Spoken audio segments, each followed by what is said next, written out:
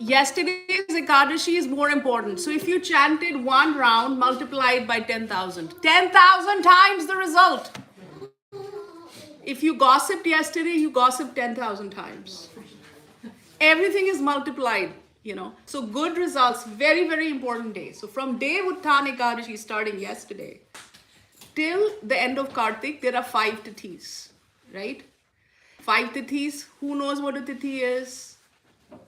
Yes, Ishan. You're not allowed to answer. Ishan, what is a tithi? It is a phase of the moon. Is it 24 hours?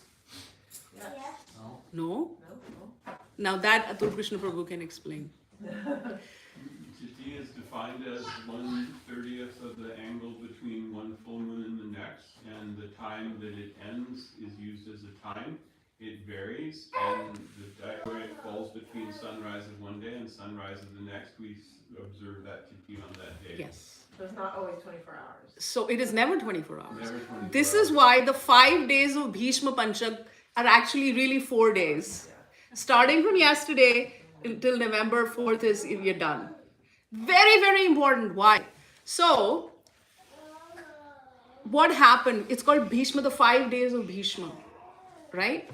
So Bhishma was lying on a bed of arrows, right? My first question when I said I'll talk about it. And he did Kartik Vrat for last 5 days and he got this boon that anyone who follows would be amazing. But why does Bhishma, who's lying on a bed of arrows, he's not eating anything. He's already, what is he doing it for? So he can achieve Krishna? Vasudev Krishna is standing in front of him. He's already a parikar of Vaikuntha Narayan. What does he need to do the last 5 days of Ekadashi, last 5 days of Kartik 4? Well, hasn't he become contaminated by taking the remnants? Yes. Prasad from Dragnas? Yes, that's definitely the right answer. Actually, I don't even know if that's, we'll ask someone who knows But he more. also wanted to make sure that before he died, that the Pandavas were all set up, like that everything was completely Yes. done the way Actually, it was, Yeah, that's absolutely correct too. So what Vishakariri said, after, when we eat from, you know, like you get invited to go eat food from somebody and you go and, if it is better, and in my opinion, and this is nobody, it's better to go to a restaurant and pay them because there's an exchange of energy and eat from there than to eat from someone who's against, I don't want to use the word karmi because I'm a karmi, someone who is not following the path of bhakti or is on a wrong path. If we eat from there, if they give us something and we eat, actually their karma is going to come in, especially if we eat their grains. It is given. You cannot eat grains. Do not even, in fact, like Srila Gurudev had said, and some of you may not like me for saying it, but Gurudev said it. For example, when a woman is on her period and she's bleeding, so Srila Gurudev, Bhaktivedanta Narayan Maharaj, we went and asked, he said, don't even enter the room when you're on your period, when I'm there. Don't offer even water. You are contaminated. You're, it's contamination. It doesn't mean that you are bad or something, but this is a curse of Indra, right? Anyway, coming back to this.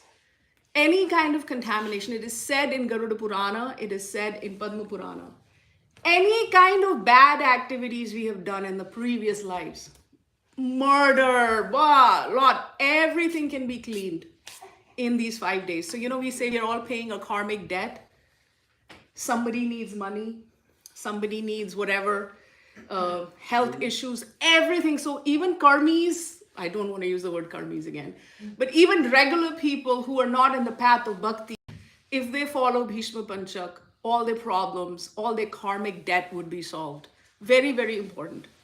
Now, what basically, there is Gita Jayanti usually happens in December. Yeah, it's coming up. It's coming up. So Gita Jayanti means that was the first day of Mahabharata? Yes or no? No. No, it was not. Krishna did not speak Gita on Gita Jayanti. If Krishna spoke, this is my question to you, Didi. If Krishna spoke Gita on the first Mahabharata, which is Gita Jayanti, which comes around December-ish, and the Uttarayan, when the sun enters Capricorn, yeah, which is around 14th of January, that's when Bhishma left his body according to Mahabharata. Why does Bhishma Panchak come in the month of Kartik? That's my question to you. Engage the mind. It's a different year. What do you mean? It happened the following year. So you mean he waited 1 year? So you're saying that he left in after 1 year? You're saying it's possible? Less than a year, a bit less. No. He left, it is said in Mahabharata, he left his body when the sun, there is two things. There's Uttarayan and Dakshinayan. So from January to June approximately, it is Uttarayan, meaning this is the time that, like in Halloween, we said the realms of dimensions, hellish dimensions are open. So all these hellish entities come on Halloween, right? Oh yeah, someone psychic like me. Have you seen the original Halloween costume? Oh, They wore really scary stuff. And Acha. like 17. Ishan, let me finish, please. Okay. So the gates of hells are open for 6 months of the year. So 6 months. yeah. Usually, give or take. And gates of heavens are open 6 months of the year. So the first 6 months, Dakshinayan, from Jan 14 to approximately June-ish, according to the Tithis, gates of heavens and all the upper planets are open, which would be Uttarayan, right? It starts on when sun enters Capricorn. It is called Sankranti, right? So that's the day that Bhishma left his body. It is in Mahabharata. It is in Bhagavatam. I got it here. Then why is the last 5 days of Kartik Bhishma Panchak? So it was not 1 year. Unless in maybe some kalpa it was 1 year. What else do you think can be the answer to this? It's a math problem. We don't know. Without math. Well, math. I'm terrible at math. It's not possible. Well, sometimes it's possible the Purushottam Mas, 1 month of Purushottam, was in that year. So it adds a month. So that means the Kartik would probably come instead of October, November, it'll come in December. So that is possible. That is one.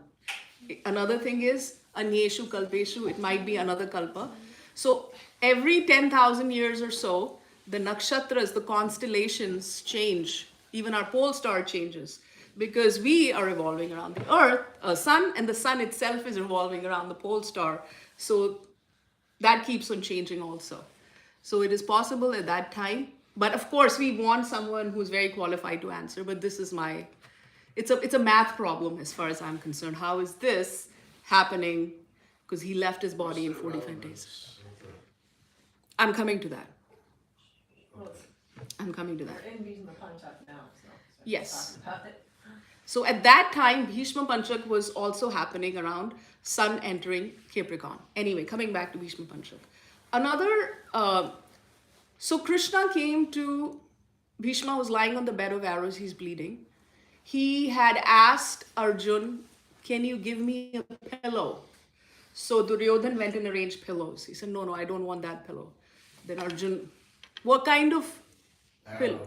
Arrow, yes. And he went and head. Now he wanted some water. What kind of water was arranged? From the earth. When I ask you, you can answer. Is Arjun here? Where is my little Arjun? He left. Okay, sorry, go ahead. From Ganga. Okay, so, yes, thank you. Arjuna asked Ganga ji to appear. And who is Ganga? She is the mother of Bhishma. So she's appeared, so he is only taking Ganga water. It's not like he's eating food and he's going to the bathroom. Everything is stopped and he is Ichha Mrityu. He will only die when he wants to. And he wants to leave his body when sun enters Capricorn, when Uttarayan starts. So the third thing could be, it is possible that Uttarayan, that time, 5,000, 6,000 years ago when Mahabharata took place, the gates of heavens may be opened on the last day of Kartik, maybe that particular year.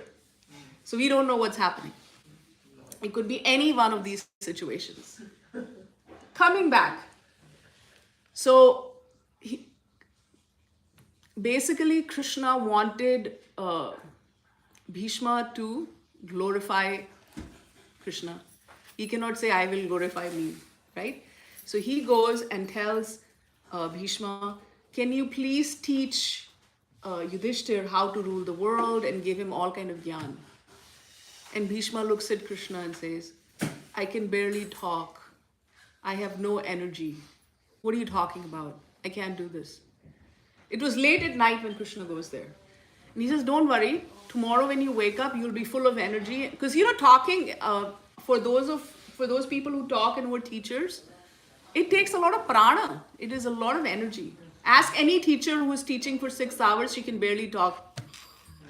It's the prana. So if you're not able to talk, know your prana is low. Chi is low, right? In Chinese medicine also.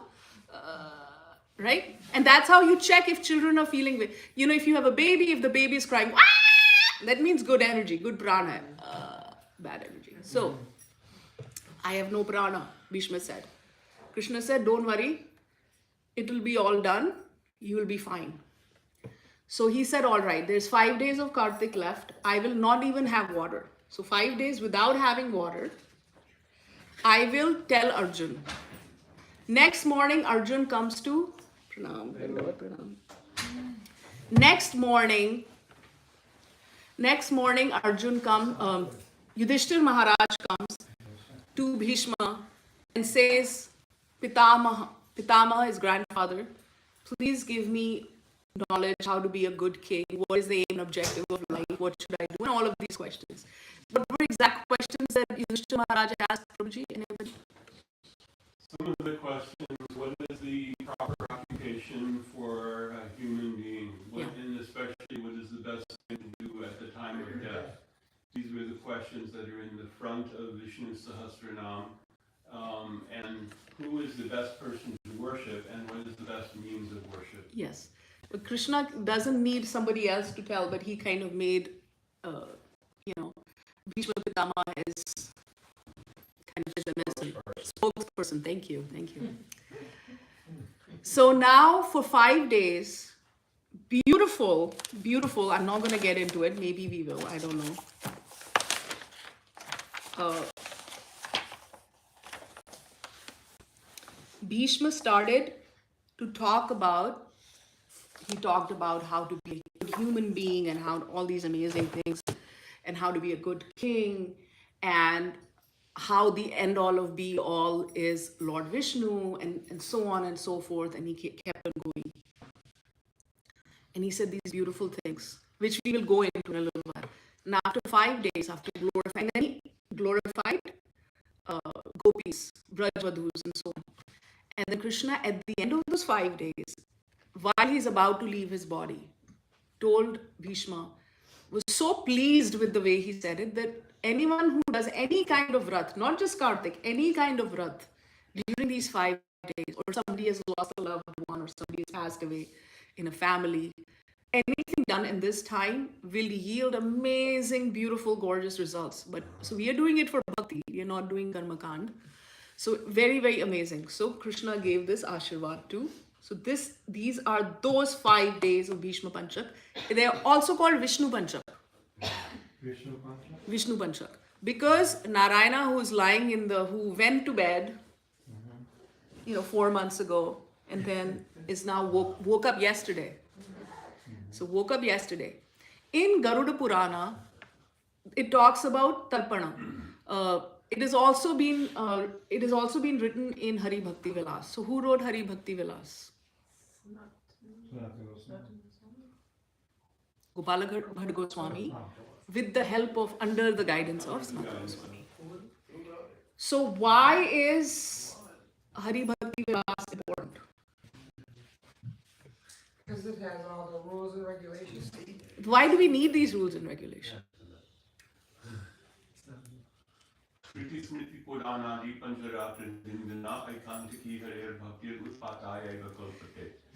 If one tries to do Hari Bhakti which disregards the injunctions of Shruti Smriti Puranas, it is simply a disturbance in society. But we are, in the line of we are Rupanuga, Raganuga, why do we need to follow these Vaidhi rules in education? I'm playing the devil's advocate. So here, yes. Because until we're actually doing these things out of spontaneous love, we're not Yes. actually in Raganuga. Yes. We're following Vaidhi Bhakti until we become realized to that point. Exactly. We have to do Vaidhi. We have to follow the rules and regulation. It is said that Srila Raghunath Das Goswami's following of rules and regulations was like lines graven in stone. What does that mean? What is the, if there is a line etched in stone, can you twist the line? Can No. you erase Oh, it? I see. It's very pakka. I just want to clarify something. Yeah. Yeah. That the rules of Vaishnavas like Das Goswami are his own imposed vows for bhajan, Mm-hmm. such as I will do 1,000 Dandavat pranams daily in my mind to all of the places of Braj Leela, all of the padikars of Radha Krishna, all of the padikars of Mahaprabhu, and all of the places. So it's very different. So what people get confused is this word vidhi, Mm. which means like a practice, a Mhm. certain intentional practice, Mhm. and this word vaidhi. It's very different. So the vidhis, Raganuga has vidhi. Mhm. Those vidhis are the self-imposed rules of the Raganuga Vaishnava, whose, like I said, everything is, I will chant 2-3 lakhs a day. That's a vidhi. It's not vaidhi, it's a vidhi, it's a Raganuga vidhi. But it's a self-niyama, you're saying. It's Yes, not a... but another thing, it's not something, one has to be very careful that, like for instance, if somebody has takurjis, like you hear this talk, which I think is a layover from ISKCON, is that if you make any offense to Shalagram Shila, oh, I don't know, your hair's gonna fall out, the planet's gonna set on fire.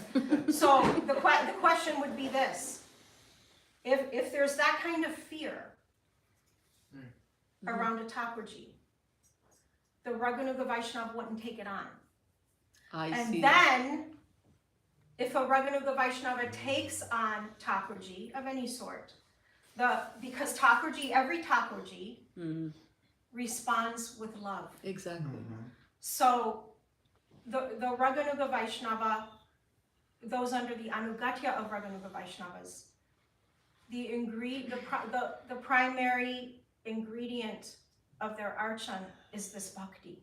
So like we don't want to get like, and if you look at Hari Bhakti Vilas, I mean I don't know any Gaudiya Vaishnavas who are following all of that. Yeah, but it's a guide. But I'm coming to that. Yeah. So we in Gaudiya Vaishnavism, of course, we have for archan and puja, there's vidhis there. But those vidhis are Also for Ekadashi. So Yes. all of this, when you go to purebhakti.org, all the Ekadashi, when to break it, when to this, all is Yeah. given in Hari Bhakti Vilas. Right. I'm coming to that. So my question I is, want to just add one thing. Yes, sir. This is all very, very true. And that's why I use the term yamaniyam, rules and regulations. Yeah. Why? But Vaidhi Bhakti means bhakti which is only defined by following rules and a regulated approach.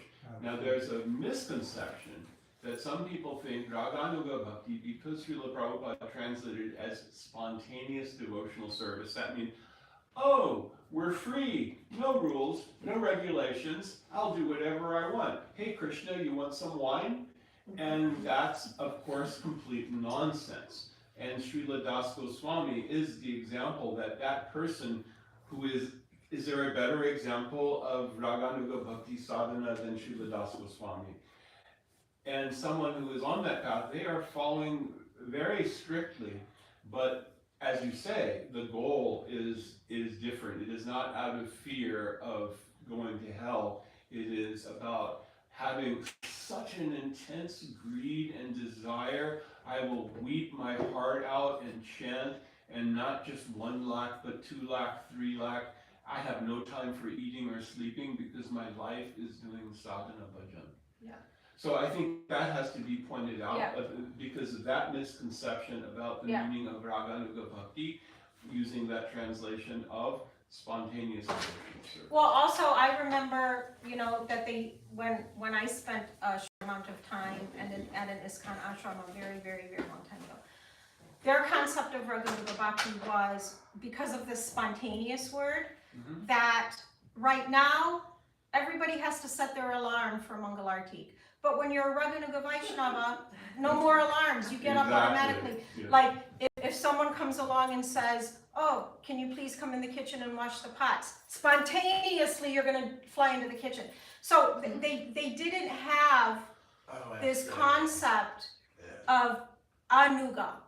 That rag anuga means that you are under anugatya of nitya parikars. Yeah. Right, and that you're following that after hearing Hari Katha of Braj Leela, you have this desire within you that, oh, how Yashoda Mata, if, you know, for those people, how Yashoda Mata is lovingly chastising her son. I love to hear that, and I also would like to have that kind of relationship with Bhagawan. So they had no concept whatsoever, because I remember it was such an issue. If you brought up this topic of Raganuga, like it was such an issue there, and they had no idea, they had not an inkling of an idea of what it was. So my point is, and I've heard this from Srila Gurudev. Thank you. And I never met Srila Swami Prabhupada, but I heard this from Gurudev. When he came, and if you read his Bhagavad Gita, Krishna is the Supreme Personality of Godhead. Krishna is the Supreme Personality. You forget it, Krishna is the Supreme Personality of Godhead. Krishna is the Ishan, Supreme Personality of Godhead. And never forget he is Supreme God. And Gurudev came here and said, I have come to tell you, forget Krishna is God. Do you remember he used to say this? So, we are worshipping God Nitai. Oh my God, if I worship Radha Krishna, what do I make like aparad? I don't want to make aparad. And no, I'm not making fun of people's accents. I'm just saying I don't want to make aparad. I'm not doing that. I just want to worship God Nitai for the next 50 years till I die. And I don't want to aparad because I don't want to, get out of my comfort zone because Krishna is the Supreme Personality of Godhead. Now, what are we going to do? Because this is scary. Have you seen what the aparads can do? Like, they are scary. Woo! This hell, that hell, we don't want to have. But we want to, if we want to, our Gurudevs are Manjaris.